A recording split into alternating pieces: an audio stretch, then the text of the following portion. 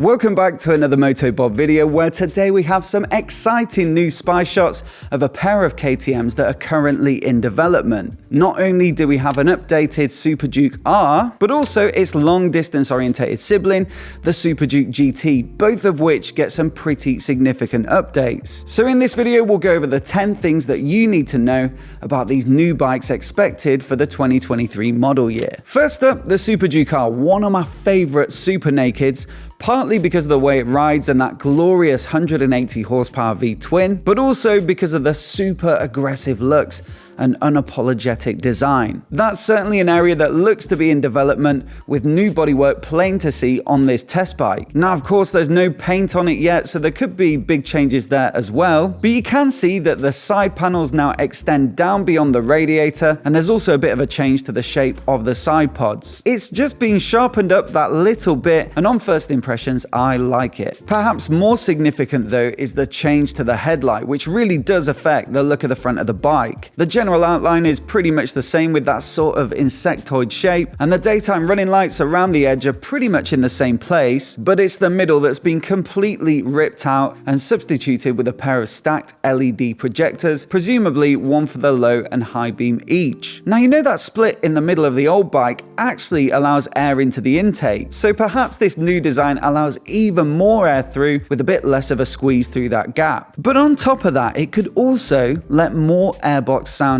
out, which might be quite nice for the rider, especially given how restrictive emissions regulations are about to become on the exhaust system sound levels. It certainly wouldn't be the first bike to tune the air intake sound. Yamaha did some similar work on the MT-10 last year with some acoustic resonators on the tank to increase the sound levels specifically around the rider. Either way, visually it looks to be the new direction for the KTM design language, with an updated version of the 890 Duke also spotted out testing with a similar front end. Now, I don't know about this one, but they've also moved the indicators up away from the headlight, and now they almost stick out as antenna from either side of the back of the TFT display. Maybe the rationale is that they blend into the bars a bit, which makes them less prominent and more integrated, but to me it just looks a bit weird and almost has the opposite effect. What do you guys think though? Let me know down in the comments below. There also appears to have been a revision to the license plate holder. It looks a touch neater and maybe a bit shorter too, which is always a good thing. And it also looks to get the integrated tail lights and indicators, which helps to keep things nice and neat at the back end. It also looks like there's been a bit of work to the exhaust system, with the next iteration of the Euro 5 emissions regulations coming soon, and they're believed to specifically focus on bringing down noise levels. Now over to the Super Duke GT, which takes the Super Duke R's aggressive vibe but gives it a little bit of practicality. So more wind protection, more comfort, and load carrying abilities, and it's essentially a super naked derived sports tourer, and let me tell you, it is absolutely rapid. I really did like this bike when I reviewed it earlier in the year, but perhaps my one complaint is that the wind protection isn't exactly super comprehensive. It doesn't get a proper big windscreen like the Super Adventure S, and so sometimes a halfway screen can actually give you more buffeting and noise than no screen at all. So perhaps it could be welcome news that this version gets a revision to the bodywork, and it does look a little bigger in both the side panels and the windscreen. Hopefully the result is a little more comfort over distance at motorway speeds. But it also looks to have been done to accommodate the Super Duke R's version of the LC8 V-twin engine, with the bigger radiator and the Super Duke R exhaust system clear to see. The current Super Duke GT gets a slightly different tune to the Super Duke R, with a little more emphasis on mid-range as opposed to top-end power, and so I'm not quite sure what the rationale is here. Perhaps to give it that full Super Duke R liveliness, or perhaps to streamline on the cost, or perhaps it's just the easiest way to make this prototype, but clearly the bodywork has had to adapt around that bigger radiator and different exhaust routing. Nowadays, many bikes are getting radar-enabled active cruise control. In fact, KTM's own Super Adventure S has it, and very good it is indeed. Perfect for lapping up the big motorway miles with complete ease, and so a sporty tourer like the Super Duke GT is perfectly suited to that tech as well. Now, this test bike doesn't actually have that hardware on show, but there could be some accommodations for it when it does go into production. Chiefly, this big notch out of the bottom of the windscreen, which wasn't present on the previous generation, and it does look to be roughly radar sized, so perhaps this middle bit of bodywork can be swapped out depending on whether you spec it with the radar or not. Also, in a Super Duke R inspired move, the steel trellis subframe has now made way for a cast aluminium structure, and it ought to be a little lighter while still having the strength to carry a passenger and luggage. It certainly looks pretty sleek, and you can still see the integrated luggage mounting points, which are a great feature if you like to take the luggage on and off from time to time and still have the bike looking clean. Also interesting is this gull wing design for the passenger grab rail, which has been put in place of the previous generation's hoop. And although it's a nice bit of visual design from KTM, I wouldn't fancy sliding back onto it with 180 horsepower of force. Now again, you've got that new headlight design, or at least a variation of it, and again those integrated turn signals at the rear, and in fact the whole bike looks a lot closer to a Super Duke R with a fairing bolted on, as opposed to the previous gen that had more adaptations across the whole bike. And so I wonder if that's the direction that KTM are going in. It was already an absolute rocket of a tourer, but that ever so slightly more peppy engine and a little less weight would make it even more so. But as always, I'd love to know what you think of it down in the comments below. Did the GT need to be more performance orientated, or should they just focus on giving it more comfort and mid-range? Let me know what you think down in the comments below, and if you're new here and you want to see more videos like this, hit subscribe,